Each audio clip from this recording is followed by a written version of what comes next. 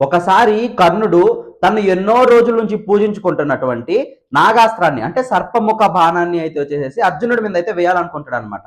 ఏం జరుగుతుంది అని అంటే తను అంటే 17వ రోజు వేయాలనుకుంటాడు.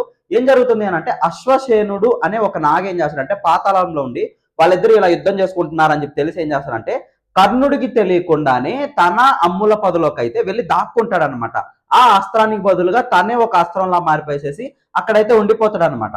దాని తర్వాత కర్ణుడికి ఈ విషయం తెలియదు. కర్ణుడు ఏం చేస్తాడంటే ఆ బాణాన్ని సర్పముఖ బాణం అనుకొని ఆ బాణాన్ని అంటే అశ్వసేనుడు ఉండేటటువంటి ఆ బాణాన్ని అయితే తీసుకొని బాణం మీద సంధిస్తాడు అనమాట. అంటే ధనస్సు మీద సంధిస్తాడు.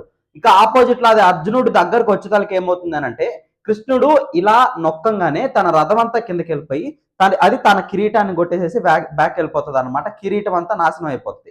దాని తర్వాత ఏమవుతుందంటే అర్జునుడు ఆ పామును అయితే చంపేస్తాడు అనమాట.